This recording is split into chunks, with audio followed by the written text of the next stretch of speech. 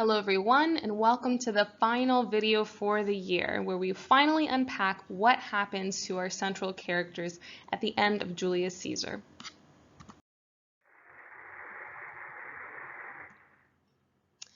So before we dive into the video, I really just want to take a moment to congratulate you guys on what a stellar job you've done. I've been really impressed with how you've stuck through with the videos, how you've been putting your best foot forward and giving me your best in terms of the work that you're doing. You have done exceptionally. This has been difficult for everyone, and especially for you guys as students in terms of transitioning to this entirely new way of learning. So I really just want to take time to tell you how proud I am of you and just really how encouraged I am by how brilliantly you've done. Keep up the great work. Just one more video to go.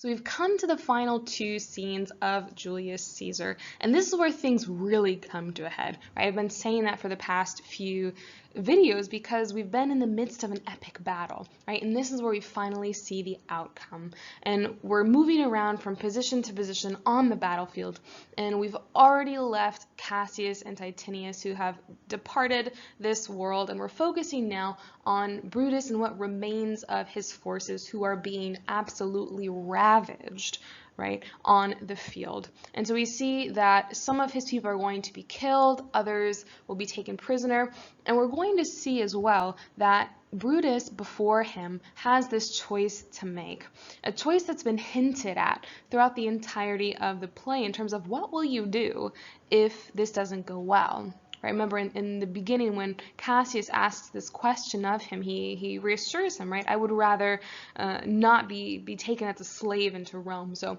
will Brutus take his life? Will that be the solution for what he has, given how we know he feels about that? Or is something else going on? Before we do dive into these two scenes, I really do want to remind you, make sure you take time to read these. They're really not long, and reading them will help you better solidify your understanding of Brutus, who's going to be the focus for our video today, and in particular, how we see him come to be transformed into our tragic hero. So coming to the beginning of scene 4, we realize that things are not going well at all for Brutus and his company of men. And even though that's the case, we still see some remnant of this urge to fight against Antony and Octavius, their opposition. And we see this primarily in the character of Cato, who happens to be the brother of Portia. And so we look at his exuberance to rejoin the battle, even though they know they're going to lose at this point. And we could probably infer that a big part of that is the fact that Portia has taken her life because of her fear of Antony and Octavius's rise to power and what that means for her husband, who is one of the main conspirators against Caesar. And so we see Cato ride off into battle. Brutus exits the scene, so it's only Cato and Lucilius left. And unfortunately, we see that Cato is killed in the midst of battle. And Lucilius mourns him when he sees this. And we also see through the words of Lucilius that death in battle is a glorious honor to have. He says this, "O young and noble Cato, art thou down?" Meaning, have you truly fallen? Why? Now thou diest, meaning to die, as bravely as Titinius, and may be honored, being Cato's son. So we see here that in ancient Greek and ancient Roman culture, it's incredibly honorable to die in battle, right? Something that we see usually associated with this romantic vision of war, that it's a glorious thing to die for one's cause or for one's country. And we also see here that Lucilius is, rather than killed on the battlefield, he is captured by these soldiers of Antony, and he does something incredibly cunning. He convinces them that he is Brutus. He says this, "There is so much that thou wilt kill me straight," meaning, here, take this money, kill me, I don't care. Kill Brutus and be honored in his death. So be careful. He's not trying to throw Brutus under the bus. He's not about to tell these soldiers where he's gone off to. He wants these soldiers to believe that he is in fact Brutus, so that they will kill him in earnest. Right? Just as it's glorious to die in battle, it's also a great honor to kill someone of high standing in battle. But we see that the soldier doesn't take this bait. Right? He says, "We must not, a noble prisoner." And again, pay attention to the word noble here, because we're going to see it used throughout scenes 4 and 5 in reference to Brutus. And now we have the entrance of Antony, so the leader of this troop that's attacked and killed Cato and taken Lucilius captive. And we see important words from Lucilius, and he is essentially taunting Antony and saying that you are never going to find Brutus, because he would rather kill himself than be captured. And we need to ask ourselves this obvious question: is that really true? Are the words of Lucilius accurate in terms of judging Brutus's character? And again, we can question whether or not this is true by thinking back to the very beginning of the play, when Brutus is discussing the potential aftermath if their conspiracy goes wrong. And Cassius essentially asks him, "What will you do?" And Brutus assures him, "Don't worry, I will never be taken a bondsman or a slave into my own city." So perhaps Lucilius is right, that Brutus would rather kill himself than to sort of be made as a slave in his own country. But we also know very much how Brutus feels about suicide in the many conversations he's had with Cassius about it, and how he views it as something that is dishonorable, something that's not the high road to take in battle. And then turning to Antony's response, we see that we continue to see wisdom from him, in that he doesn't try to taunt Lucilius back. He doesn't torture him or try to do anything to harm him, but rather he wants to make him his ally. So Antony is very forward thinking in terms of, this person was loyal to Brutus. If I can get them on my side, just like I got the commoners on my side, right? Perhaps then I can win him and his loyalty to my position. And that's it for scene 4, right? Very quick, very straight to the point. So we're left off with this question of, are they going to capture Brutus, and is he going to kill himself before that happens? And now we're thrust into the midst of this small band that's left with Brutus. So Brutus, Dardanius, Clitus, Strato, and Volumnius. Okay? And these are the last few people that remain left. And we see that things are going very poorly in the beginning opening lines of Brutus, right? "Come, poor remains of friends."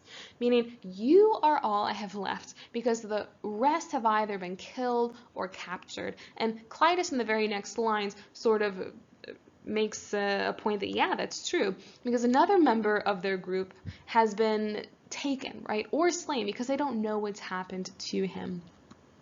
And with this news, Brutus beckons Clitus to come and sit with him.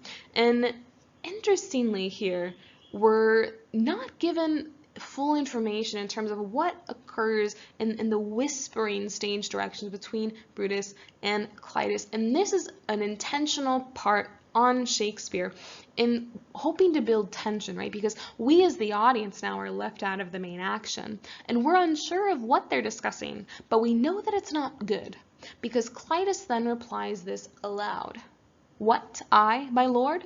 No, not for all the world."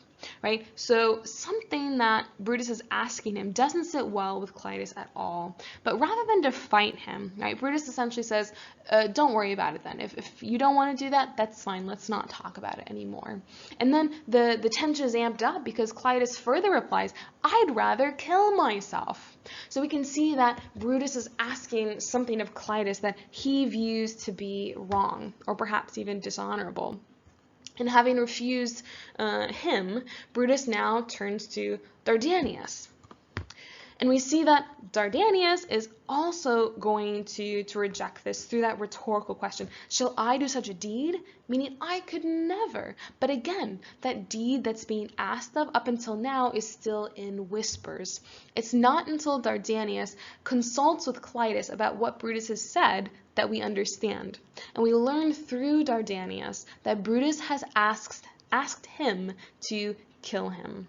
Right? So again, it looks kind of like Lucilius then in scene 4 might have been correct, that Brutus means to take his own life. And that being the case, we see here that Brutus is going to be very gung-ho in chasing after someone who will do it for him, who will kill him rather than him taking his own life. And he asks next to speak to Volumnius. And here is where we no longer get those whispers. We get to see exactly what he's been asking of the rest of these friends around him. And we also see what prompts Brutus to make such a 180 turn in terms of what would prompt him to commit something that before he viewed as dishonorable. And here we see that Brutus has once again been visited by the ghost of Caesar. So I mentioned in passing in Act 4, which we are not going to be using for the exam, that Caesar, or the ghost of Caesar rather, visits Brutus in his tent, and this sets Brutus ill at ease. But again, he is also visited by the ghost of Caesar on the battlefield just the night before, and so he believes that this is a sign, right, that his time has come. When he says, I know my hour has come, meaning my hour of death. And so Volumnius 100% says, no, this is not the case, and to fight against that. However, we see that Brutus is adamant, and although he used to view this act as dishonorable, we begin to see where he comes from, and perhaps why his perception of taking his own life is changing. He says, it is more worthy to leap in ourselves than tarry till they push us. And tarry means to wait. So here Brutus is saying, far better that we leap into death, that we bring forward the inevitable, right? Rather than waiting for some enemy force to force us to do that, right? To force our own fate, right? So being masters of our own fate. So really, if we think about it, the comment that Brutus has made to Cassius in terms of why suicide is wrong, right? Primarily because it's a good thing to take what the gods give you, right, in terms of fate. Here, Brutus has a new perception on fate, and now he has this understanding, right, that sometimes it's good to bring forward that fate rather than trying to push it off needlessly. And this is why he comes to this decision, right, of wanting one of his friends to hold his own sword while Brutus runs on it, right, impaling himself. But Volumnius, just like Clitus and the others, have said, no, I can't do this, right? You are my friend. And Clitus, essentially not really taking very seriously these wishes to die, urges Brutus to fly, meaning to run, right? Not to wait here, because he is going to be seeing what they can't right now, right? That these alarms have been ringing, meaning that the troops of Antony are on their way. So the tension here is very, very heightened. And this is where we see really the solidification of Brutus as this tragic hero. And I just want to remind us, we've been hinting at this throughout the play, but when we talk about a tragic hero, we're interested in 4 characteristics in particular. The first is that they are of high rank or high importance in the play.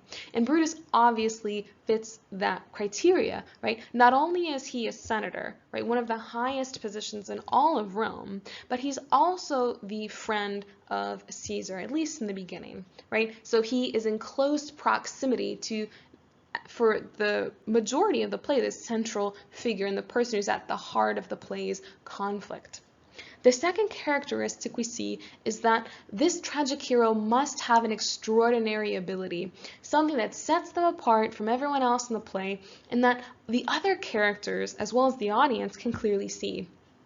And that is, without a doubt, the honor that Brutus has, right? He values honor above all else, right? He is the only one of the conspirators who really kills Caesar not because of this lust for power or desire to seek revenge, but because he fears for the well-being of Rome, and that as a Roman countryman, as a Roman citizen, he places the good of Rome above everything, right? Because of the honor that he has.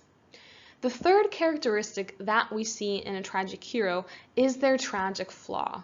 And for Brutus, this flaw is linked to his honor in the sense that he is insanely naive. We've seen this throughout the play, right? That he is duped by Cassius, he's duped by Antony, and at the very end, right, this is a result of his inability to see through the hearts of men, because he believes that just as he is honorable, everyone else is honorable. And that's the tragic fall that leads to his downfall, right? Which ultimately leads him on the road to being in the war in the first place, right? Remember, if he didn't give in to Cassius, if he wasn't tricked, he never would have been part of the conspiracy, and he never would have been, at least on this side of the war, right? And even if he had given in to Cassius, if he had been able to see through Antony and not let him speak in front of the Roman people, we can very safely say that they wouldn't have had a civil war in the first place, because he's extremely successful in getting the Roman people to agree with him and decide with him. So his naivety in either sense leads to his downfall. And the final characteristic is what we see here, and that is that he faces his death with honor. And we see that in the beginning, where he begins to say this farewell to all of his friends, right, one by one. And here we get this repeat, right, of his tragic flaw. Even in the moments right before death, he's going to cling to this flaw. And he says, "My heart doth joy, that yet in all my life I found no man, but he was true to me." Meaning, my heart is happy right now, despite everything, because I have always met with men who were true and honest with me. And that's obviously not the case, right? We just described how Cassius and Antony have both deceived Brutus. And so he really can't see through the true nature of others, and really he has been deceived. Additionally, we also see by the end of this small set of dialogue that he accepts his approaching death completely. In essence, he views it as something that he's worked for, that he's earned. He says, "Night hangs upon mine eyes, my bones would rest, that have but labored to attain this hour." Meaning, everything I've worked for to come to this moment of death, I am at peace with it. So he doesn't try to fight against death, right? He faces it with honor. And here is where we see that, again, this emphasis of the honor that Brutus has, in the sense that he doesn't curse Caesar, he doesn't curse Antony or Octavius. In fact, he sort of makes this passing apology to Caesar. "Farewell, good Strato. Caesar, now be still. I killed not thee with half so good a will." Meaning that I am killing myself more willingly than I killed you. Meaning, Caesar, your spirit can now rest. And with that, Brutus runs on his sword and dies. And this is where we see the entrance of Octavius, Antony, Messala, Lucilius, and the rest of their army. And they are going to come face to face with Strato and now the dead body of Brutus. And here, through the words of Strato, again, we see that there's honor that comes with Brutus killing himself. He says, "Free from the bondage you are in, Messala. The conquerors can but make a fire of him," meaning a reference to, in ancient Greek and Roman culture, how they would burn their dead as a sign of respect. "For Brutus only overcame himself, and no man else hath honor by his death." Right? So he sort of claims this honor that others would have in killing him by doing so himself. And here we see that Lucilius was right in what he said and true. And also, just a side note, we additionally see that Octavius, just like Antony, looks towards the future in terms of wanting to reconcile the conflict, right? Because at the end of the day, both sets of of armies are still Roman. And so trying to look forward and to gain the loyalty of those who were once true to Brutus and Cassius, that they now want them to be true to Octavius and Antony. And then finally, the very last lines in the play. These are powerful in the sense that we continue to see the honor of Brutus and the tragedy of his life and his death through the way that those around him mourn him. In essence, right, one of the more powerful displays of this is the mourning of Antony, right, for Brutus. We see that Antony praises Brutus for his honor. He says, this was the noblest Roman of them all, right? Again, paying attention to the use of honor and nobility and how that's clung to the name of Brutus. He, only in a general honest thought and common good to all, made one of them. And so here again, this is that note that distinguishes Brutus from the rest of the conspirators, in that the rest did it for selfish gain, right? Meaning they don't have that extraordinary quality in terms of their honor. That only lies with Brutus. And then finally, we see that Octavius also plans to treat Brutus with honor and death by giving him a burial fit for someone of his honor. So that is it for the tragedy of Julius Caesar. I just want to hit home one more time why we can understand Brutus as this tragic hero. And again, in terms of the importance of his rank, he's not only a member of the Senate, but a close friend to Caesar. So we can see that he ticks that box of a tragic hero. Additionally, in terms of his extraordinary talents, one of his extraordinary talents is his profound sense of honor and how he holds himself to that. And he holds others around him to that same standard, more so than anyone else in the play is able to.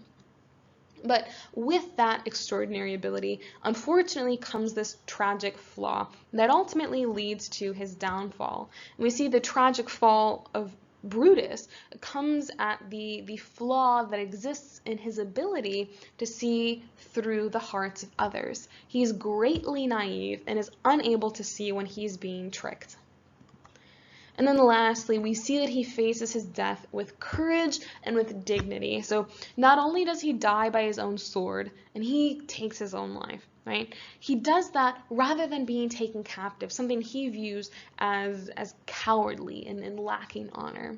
And again, needing to frame that not in our understanding of suicide, but in an ancient understanding of that and how dying on the battlefield came with honor. And then just one more thing to pose and to throw out there. Is it just Brutus that we can describe as a tragic hero? Or perhaps is there another figure that we could rightly claim holds all of these characteristics? And you might have someone roaming around in your brain right now, but I think we would be remiss to ignore Julius Caesar, right? How he fits all of these characteristics. Right? But how Brutus arguably emerges as the greater tragic hero as he becomes the focus of the entire play. So in terms of thinking forward to the exam, and if I need to argue who perhaps is a tragic hero, those are the two options that I could choose from. That is it. We have finally finished all of the videos, finally finished the tragedy of Julius Caesar. And I just want to say, great job, everyone. And now, really focus on just ending the year while you've put in all of this time and all of this effort. So don't stop when you're this close to the finish line. So do review the study guide that I posted on Google Classroom.